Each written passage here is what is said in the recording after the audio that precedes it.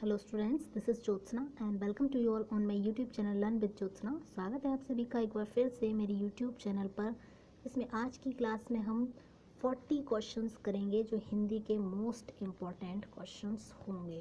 तो वीडियो को स्किप ना करें, लास्ट तक देखें और अभी तक चैनल को सब्सक्राइब ना किया हो तो चैनल को सब्सक्राइब कर लें। आइए स्टार्ट करते हैं आज की क्लास को। फर्स्ट क्वेश्चन होगा हमारा, हिंदी भाषा की सृष्टि हुई है। तो आंसर हो जाएगा आपका Sanskrit. Option number 1 is the right answer.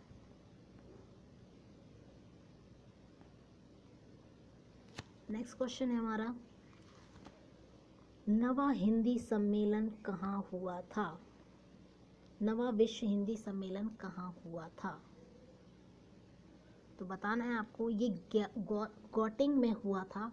Getting यानी दक्षिण अफ्रीका में ये हुआ था। Option number D is the right answer.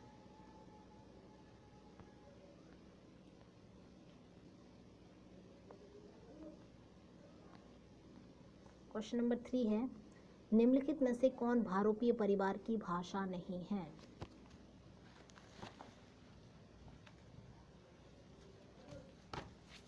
देखिए, अगर हम बात करें तो भारत में 4 प्रकार के भाषाई परिवार हैं। कौन कौन से, ये भी हम देख लेते हैं। पहला तो भाई आपका है भारोपीय परिवार, जो सबसे ज़्यादा जिस भाषा को बोला जाता है वो भारोपीय परिवार की भाषा है। दूसरा आपका द्रविड़ है, तीसरा आपका ऑस्ट्रिक है और चौथा आपका चीनी तिब्बती परिवार है। तो सबसे कम चीनी तिब्बती परिवार भाषाई परिवार की भाषा को बोला जाता है, लेकिन सबसे ज़्यादा किसको बोला जाता है? भारोपीय परिवार। तो हिंदी भारोपीय परिवार की भाषा है। इसके साथ साथ आपकी हिंदी भी भारोपीय परिवार की भाषा है। इसके साथ साथ आपकी तेलुगु भी है और मराठी भी है, लेकिन आपकी मलयालम भारोपीय परिवार की भाषा नहीं है। Option number 3 is the right answer. Next question है, भाषा के आधार पर भारतीय राज्यों का पुनर्गठन कब हुआ था? 1956। नेक्स्ट क्वेश्चन है, भाषा के आधार पर सर्वप्रथम किस राज्य का गठन हुआ था? सबको पता था, 1956 में आंध्र प्रदेश का गठन हुआ था भाषाई आधार पर, पहला राज्य। हिंदी इस भाषा परिवार से संबंधित है। तो सभी को बताया मैंने, भारोपीय भाषा परिवार से संबंधित है।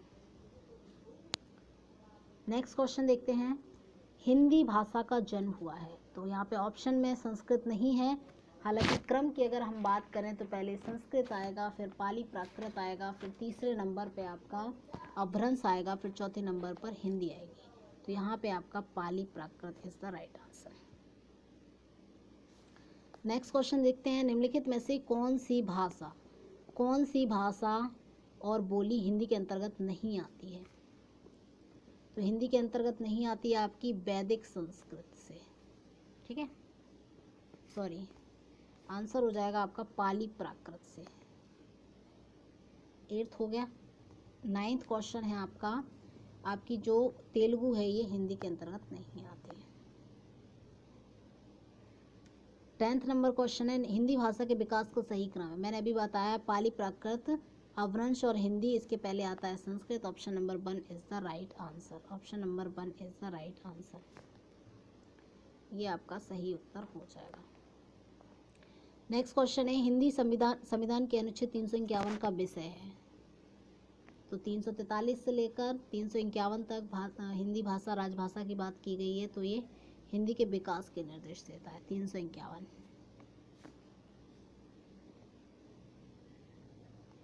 नेक्स्ट क्वेश्चन है हमारा, वर्ष 1955 में गठित प्रथम राजभाषा आयोग के अध्यक्ष कौन थे? तो आंसर हो जाएगा बीजी खेर। नेक्स्ट क्वेश्चन है, वर्तमान में भारतीय संविधान की 8वीं अनुसूची में कितनी भाषाएं शामिल है? सबको पता होगा, 22 भाषाएं शामिल है। नेक्स्ट क्वेश्चन है, हिंदी की विशिष्ट बोली ब्रजभाषा किस रूप में सबसे अधिक प्रसिद्ध है? आंसर हो जाएगा काव्य भाषा के रूप में अधिक प्रसिद्ध है। नेक्स्ट क्वेश्चन है हमारा, भारतवर्ष में हिंदी को आप किस वर्ग में रखेंगे? तो भारतवर्ष में हिंदी है, आंसर हो जाएगा राजभाषा। नेक्स्ट कौन सा है, ढुडाड़ी बोली है, कहाँ की है? पूर्वी राजस्थान। आंसर हो जाएगा पूर्वी राजस्थान। ब्रजभाषा है क्या है? तो आपको बताना है तो हो जाएगा पश्चिमी हिंदी है। आंसर हो जाएगा पश्चिमी हिंदी है। नेक्स्ट क्वेश्चन है, मगही किस उपभाषा की बोली है? आंसर हो जाएगा बिहारी उपभाषा की बोली है। नेक्स्ट क्वेश्चन है, हिंदी खड़ी बोली किस अपभ्रंश से विकसित हुई है?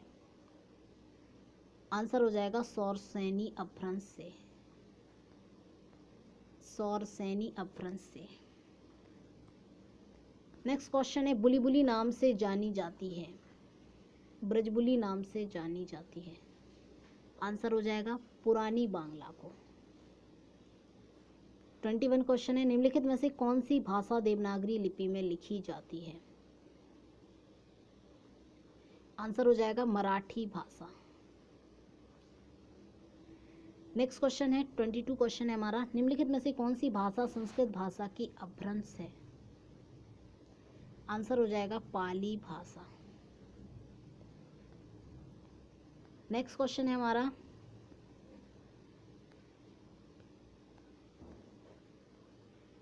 अधिकतर भारतीय भाषाओं का विकास किस लिपि में हुआ है?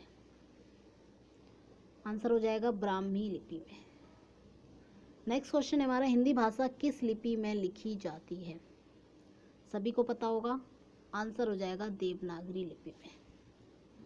नेक्स्ट क्वेश्चन है, भारतीय संविधान के किस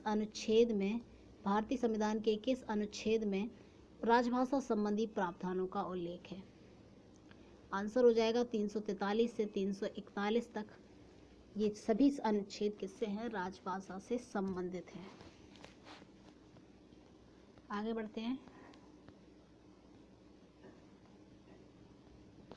अब यहाँ से फर्स्ट क्वेश्चन से लेके हमारे कुछ क्वेश्चन हैं जिनको हम डिस्कस करेंगे। ये सभी क्वेश्चन किससे रहेंगे? वाक्य चैप्टर से रहेंगे। ये क्वेश्चंस आपके वाक्य चैप्टर से रहेंगे। स्टार्ट करते हैं फर्स्ट क्वेश्चन से।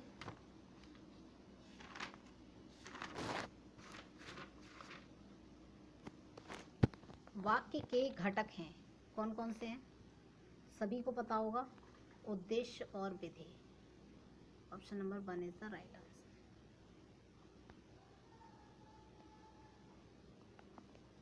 नेक्स्ट क्वेश्चन है, राम घर गया, उसने माँ को देखा का संयुक्त वाक्य कौन सा होगा?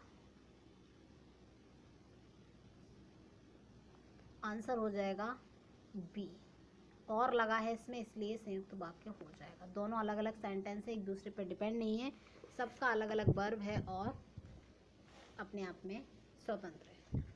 राम घर गया और उसने माँ को देखा। थर्ड क्वेश्चन है, निम्नलिखित वाक्य में रेखांकित उपवाक्य है। तो देखिए, उस चित्र को उठाओ जो हुसैन का बनाया हुआ है। तो यहाँ पे हुसैन की बात नहीं हो रही है, उस चित्र की बात हो रही है, चित्र की विशेषता बताई जा रही है, तो ये आपका विशेषण उपवाक्य होगा।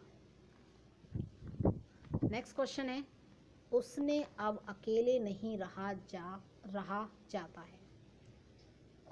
इसमें वाक्य बताना है कौन सा है? उससे अब अकेले नहीं रहा जाता है।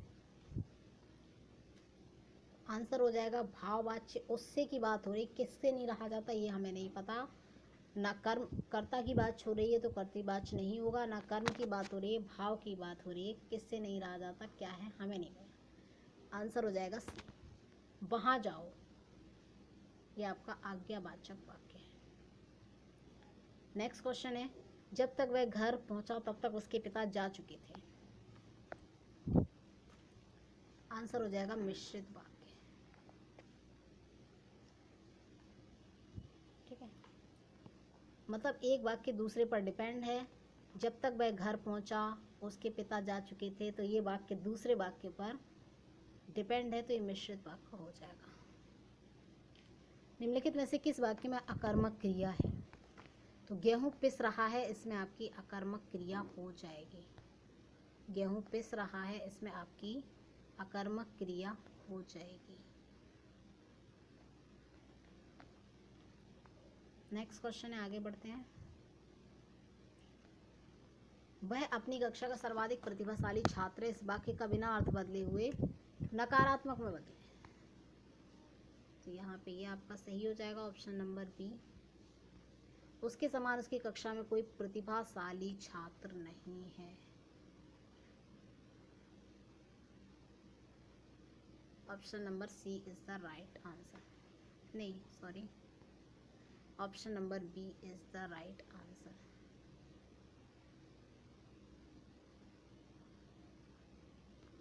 एट्थ का बी आंसर रहेगा, उसके समान उसकी कक्षा में कोई प्रतिभाशाली छात्र नहीं है। नेक्स्ट क्वेश्चन है, यह फाइल प्रबंधक तक पहुंचाओ अर्थ के आधार पर वाक्य है।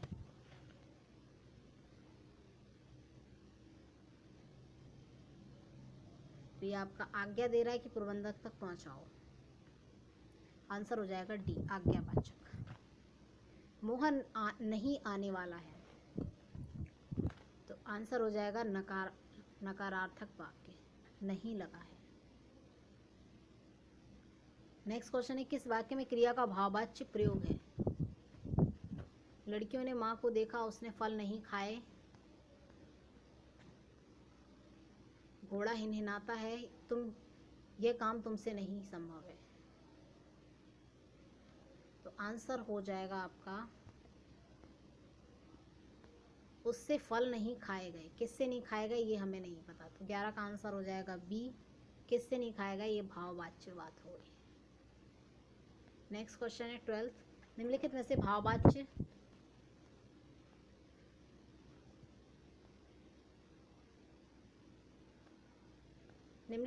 भाववाच्य वाक्य का चयन कीजिए। सीता कपड़ा सीती है, ये कर्मवाच्य है। कपड़ा सिया गया किसके द्वारा, सीता के द्वारा। मेरे द्वारा पुस्तक पढ़ी गई, पर यहाँ बैठा नहीं जाता, यहाँ बैठा नहीं जाता ये भाववाच्य, क्योंकि पता नहीं कौन करता है कौन करना है। भाव यहाँ पर हमें आ रहा है किसका, कि यहाँ बैठा नहीं जाता, कोई भी हो सकता, किससे नहीं बैठा जाता ये नहीं पता है। 13 क्वेश्चन, निम्नलिखित में से कर्तृवाच्य वाक्य का चयन कीजिए। इसमें कर्ता प्रधान होगा, जिसमें कर्ता को सर्वे सर्वा समझा जाएगा। मोहन पुस्तक पढ़ता है, उसके द्वारा मालूम हुआ पुस्तक पढ़ी गई, पता नहीं किसके द्वारा पढ़ी गई। नींद नहीं आती, ये पता नहीं, ये आपका हो जाएगा भाववाच्य। ये पुस्तक पढ़ी गई, ये भी नहीं, ये भी भाववाच्य। आपके द्वारा मालूम हुआ, ये आपका, पर यहाँ पे आंसर है आपका मोहन पुस्तक पढ़ता है। पढ़ता कौन है, मोहन पढ़ता है। अगर राधा होती तो पढ़ती हो जाती, यानी वर्ब किससे रेगुलेटरी, वर्ब को कौन कंट्रोल कर रहा है, सब्जेक्ट कंट्रोल कर रहा है, तो ये कर्तृवाच्य होगा। नेक्स्ट क्वेश्चन है, तुम ये अब काम मत करो निषेधात्मक होगा। Option number B is the right answer. Next question है, जो हो सकता है राम का काम बन जाए। आंसर हो जाएगा संदेह में है, option number C is the right answer. Next question है, अरे उसने तो कमाल कर दिया। विस्मयादि बोधक चिन्ह लगा है, विस्मयादि वाचक वाक्य हो जाएगा। नेक्स्ट क्वेश्चन है, ईश्वर तुम्हें सफलता दे। तो ये मेरी इच्छा है कि ईश्वर तुम्हें सफलता दे, option number D is the right answer. Next question है, संतोष से बढ़कर सुख नहीं। ये आपका सरल वाक्य हो जाएगा, एक सब्जेक्ट है एक वर्ब है। मजदूर मेहनत करता है किंतु उसके लाभ से वंचित रहता है। किंतु लगा है, आपका संयुक्त वाक्य हो जाएगा। किंतु परंतु संयुक्त वाक्य में लगते हैं। क्वेश्चन नंबर 20 देखते हैं, निम्नलिखित वाक्य में से संयुक्त वाक्य कौन सा है। वह खाना खाकर सो गया, उसने खाना खाया और सो गया। गीता जिस घर में रहती बहुत गंदा है, रूपा चाहती है कि वह नौकरी करे। Option number B is the right answer. और लगा है, इसमें संयोजक शब्द लगा है, और उसने खाना खाया ये अलग वाक्य है, और सो गया ये अलग वाक्य है, दोनों और से जुड़े हैं, तो ये B is the right answer. Next question है, निम्नलिखित में से कौन सा मिश्र वाक्य है। 2 मिनट रुक जाओ। 21 का आंसर हो जाएगा सी, सेठ जानता है कि नौकर ईमानदार है। ये मिश्रित वाक्य है। नेक्स्ट है आपका, निम्नलिखित में से सरल वाक्य का चयन कीजिए। तो सरल वाक्य हो जाएगा आपका, राहुल धीरे धीरे चलता है, option number C is the right answer. कैसी लगी आप लोगों को ये क्लास को? अगर आपको पसंद आई है तो चैनल को सब्सक्राइब कर लें और वीडियो को लाइक करें। चैनल को सब्सक्राइब सभी को करवाएं और जो आपके फ्रेंड्स हैं उनको भी कहें सब्सक्राइब करने के लिए, और वीडियो को शेयर भी करें। अपना कमेंट ज़रूर कमेंट सेक्शन में दें कि ये वीडियो आपको कैसी लगी है। तो थैंक्स फॉर वॉचिंग, धन्यवाद आप सभी का वीडियो देखने के लिए। मिलते हैं फिर नेक्स्ट वीडियो में।